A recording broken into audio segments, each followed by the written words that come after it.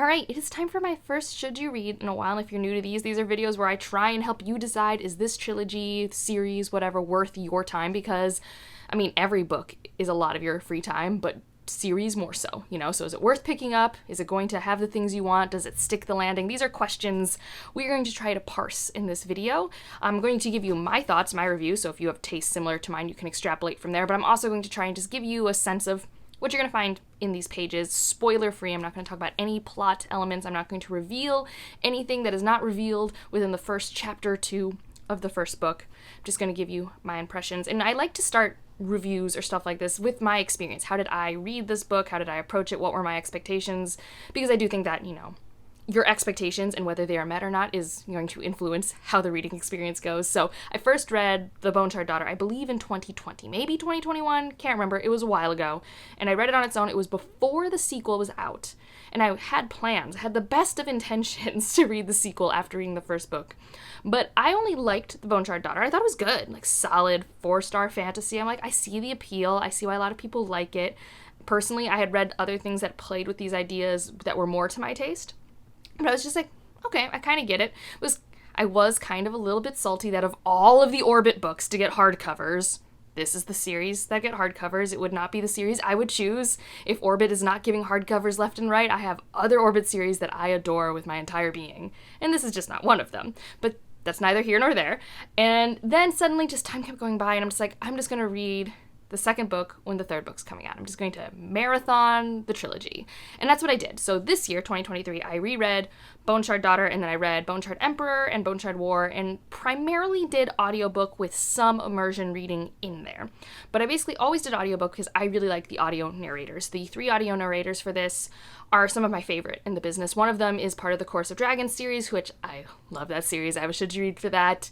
It's one of my favorites, so I really love that voice actor. One of them does Daughter of the Moon Goddess. She's really good. And the other one did Strange Beasts of China, which is another one of my favorite books to listen to on audiobooks. So they really elevated the experience for me. They got me really excited, and in general, I had a good time reading this, but it wasn't a complete success for me. And we'll unpack that when I get to the end of the video where I ask the question, did it stick the landing? Is this ending? Does it make it worth it? You know, did it make it worth it for me? Will it make it worth it for you? Etc. But first, briefly, what is this trilogy about? And it's kind of your standard high epic fantasy. We have this world that you're going to get to explore. It's an island world. And we have some characters. We have like 5 point of view characters. It kind of gets confusing because like 2 of the point of view characters are almost always in the same location in the first book, so you aren't really expecting it. Some are written in first person, some are written in third person. I don't notice the difference between the two, but I did not notice till people told me in their reviews, like, oh, it was weird that, you know, we have Lynn and Jovis in first person, but then we have Falu and Renami in third, and I'm like, I didn't notice. I'm bad at those things, so I didn't find that jarring. I think it's an interesting choice. I don't know if the choice paid off for me. I do think it showed you who the main characters are, maybe. But multi-point of view fantasy. We have people at different locations. We're learning about the world. Everyone's in different situations, and there's something happening in the world. Things are afoot. Things are not okay. That's the sense you get at the very beginning of the first book. And you're just kind of watching this empire try and survive. Basically, we're uncovering mysteries, we're trying to see our characters succeed at their goals, see their goals change, and that's the most I can say, spoiler-free. And that's what you're going to get in this, and we're going to go through in order of what I think strongest to weakest, kind of world building, pacing, characters, writing, and themes, and then at the end I'm going to talk about some of the tropes you're going to find in here, in case you really like, there are some tropes that are just like your buzzwords or anti-buzzwords. And then, did it stick the landing? We're going to do all of that. So world building, I think this is the selling point of this trilogy.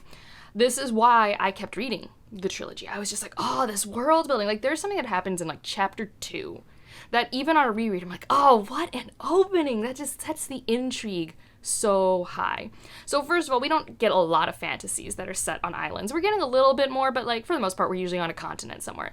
So having island fantasy and what that means for trade and transportation, pretty cool to begin with. These are also moving islands, which I think is even more exciting. Something happens to one of these islands at the beginning, and you're like, but why? And then we have a character who gets to learn about this magic system, which is a very inscribed magic system You can make creatures out of this magic system. You learn a lot about it. It's kind of creepy. You don't know a lot because you're learning through the eyes of one of our main characters. And there's just a lot of questions. There's a lot of the history of this world that you don't get to know because the people who are in charge of this empire don't want you to know the history. So all of our main characters don't know why we're here, why we feared what we used to fear. Is the thing we used to fear coming back? We don't know. This is the whole mystery here. And the mysteries of the world building were super fun for me.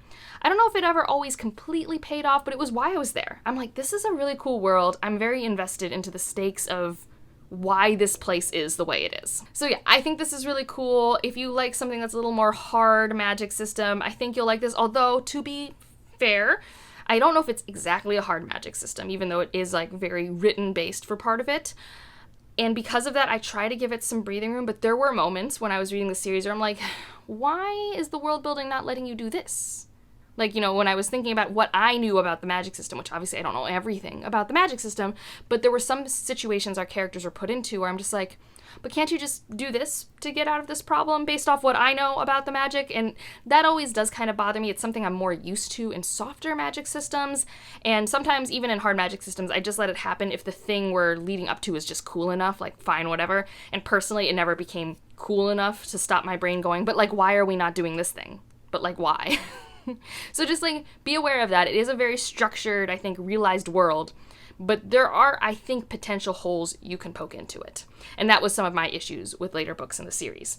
Now, pacing, I'm going to talk about each book. Not about anything particular in the book, but they're all different beasts. So the first book is kind of more isolated. All of our characters are in different locations, learning information. They have different motivations. You don't know why these are our main point of views. You don't know which ones might intersect in the future.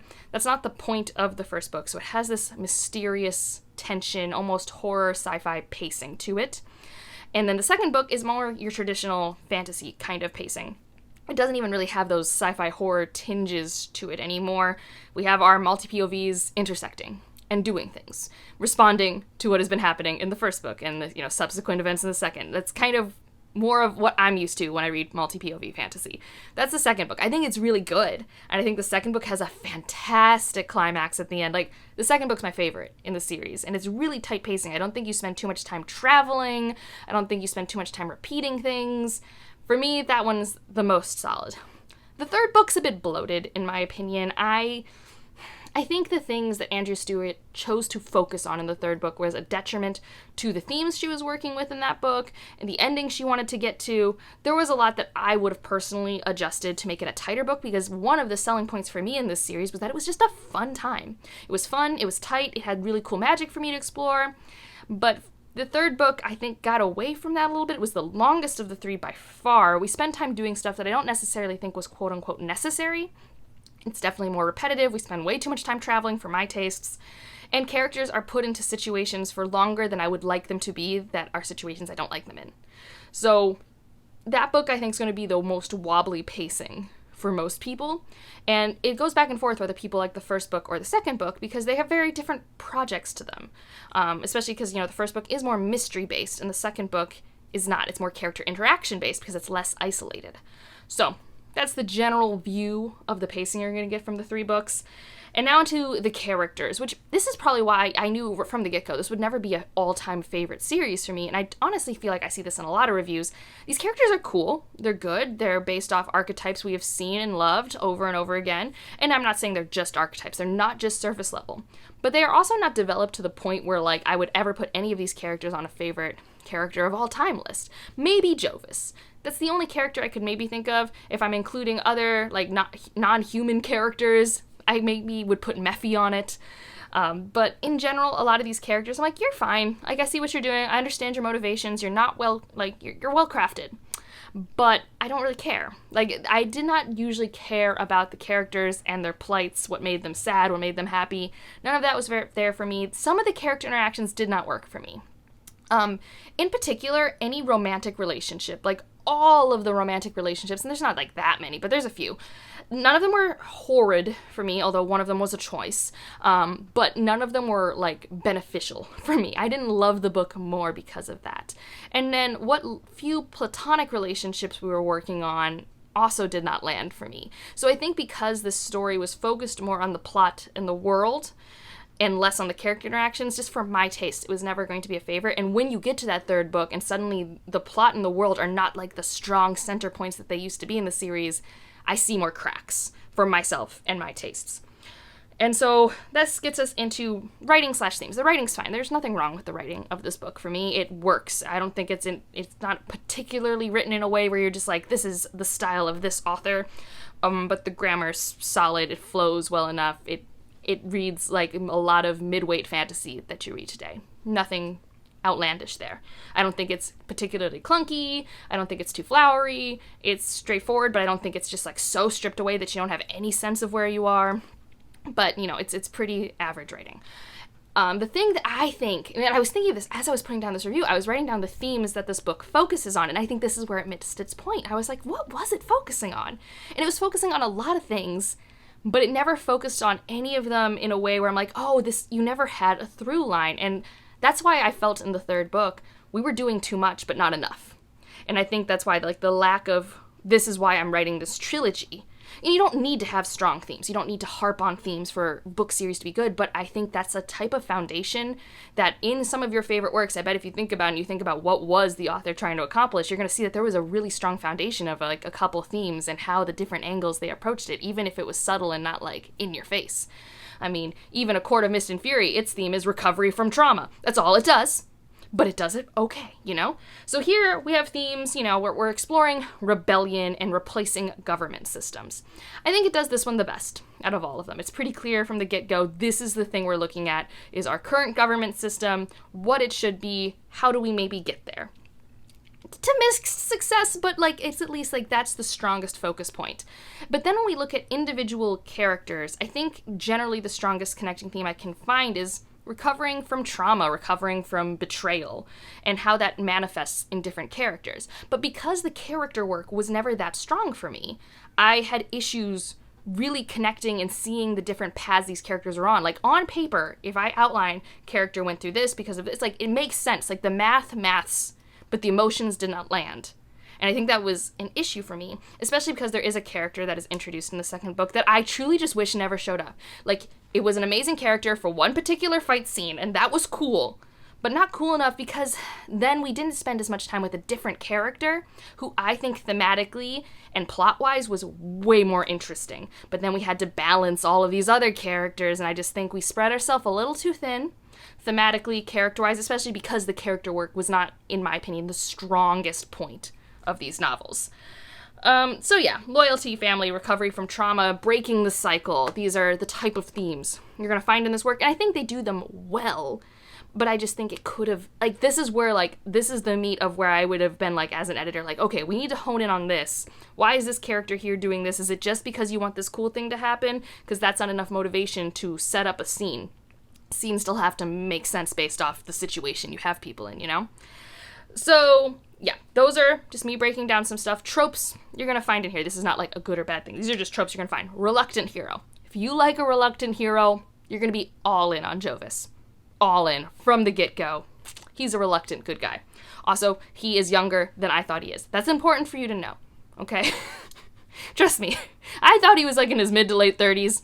This is a lie. I think he's only in his mid to late 20s. This is important.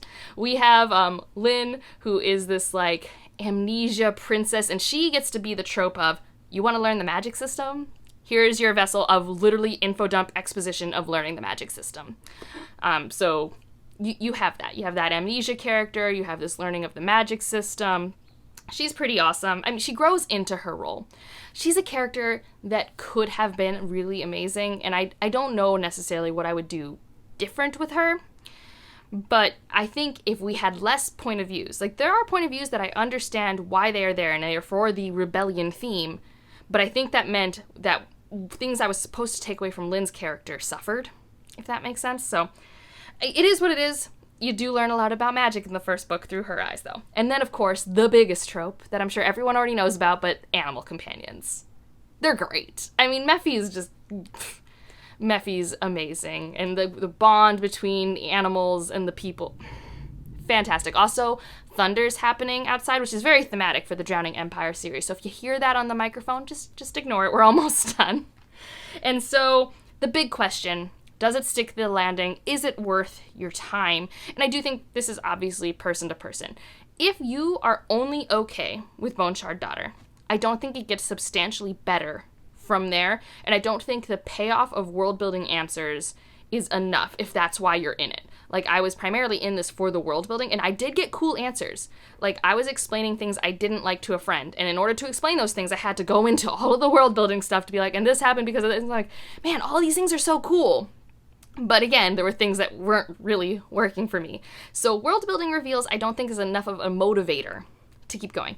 If you really love these characters and you feel the opposite of me after reading like the first book and maybe the second book, and you're like, I am all in on these character arcs, I am just like so invested in these people, I need to know where their story ends, it sticks the landing. You will get good, well thought out conclusions for them, and it will probably emotionally land for you better than it did for me.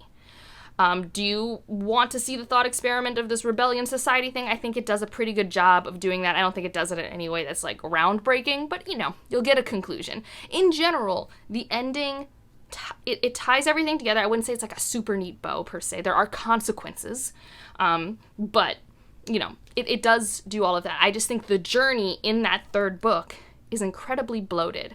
And if I didn't have a YouTube channel, if I didn't want to make this video, I probably should have DNF'd that third book. I probably just shouldn't have finished it because I wasn't invested enough in the characters to really care how their stories ended. It was nice. Like, it's not like a bad thing that I know where they all ended up and who lived, who died, who got hurt. Like, none of that was bad to know. But it wasn't why I was reading the series. And the third book, for me, because I was just here being like, this world is so cool. I really like the tight pacing, the action. That wasn't as strong for me in the third book as it was in the second and the first. And so for me, it wasn't worth it to finish the third book. So if I was just a reader without an internet presence, I probably would have put it down and just been like, well, it was nice while it lasted. Like, it was really just the same as when I'm watching a TV show and I'm like, well, I'm in the third season and the first two seasons were good, but like, do I really care? And I would have just stopped midway through the third season. That's how I felt reading Bone Shard Ward. And I don't think I'm alone. I think there are people who love this series a lot more than me, who also have similar thoughts with this third book. But I will say, if you have that character connection, it's probably worth it, because it's not like thought and care didn't go into taking care of these arcs. Just because of the focus and because of my lack of connection, a lot of emotional beats do not land, if that makes sense. So, you know, cop out, yes or no answer. Should you read this book? Obviously, you know yourself as a reader. You know where your tastes align with me or not. You know, you decide for yourself. I do think for me, it's a 3.5 to 4 star series. So I'm not mad that I read it. I mean, I wish the third book wasn't 600 pages long. I wish it was more like 450. But, you know, it is what it is. And, you know, the world is really cool. And I will read other works by Andrea Stewart because her brain is doing some fun stuff. And especially if it's like a standalone, or I mean, if they do sci-fi or horror, I'm down to see what her brain cooks up next, because there are really great ideas in there. And I think my main frustration comes from, oh my gosh, you are just like so close to writing perfect books for me, but we're just like not quite there. The focus is not quite there for my taste. Obviously, this is art. No one is right or wrong, you know, stuff like that. Have you read this trilogy? Do you agree, disagree with any of my points? Leave those in the comments below. Spoiler-free. This is a spoiler-free video. If I see any spoiler comments, I will delete them. These are meant to be safe spaces. But any spoiler-free comments, feel free. If you want to talk spoilers, come find me in my Discord. And if you just want to leave an emoji to let me know you're here, leave an otter or a bone. And otherwise, like if you liked it, subscribe if you want to, and I'll see you in the next one. Bye.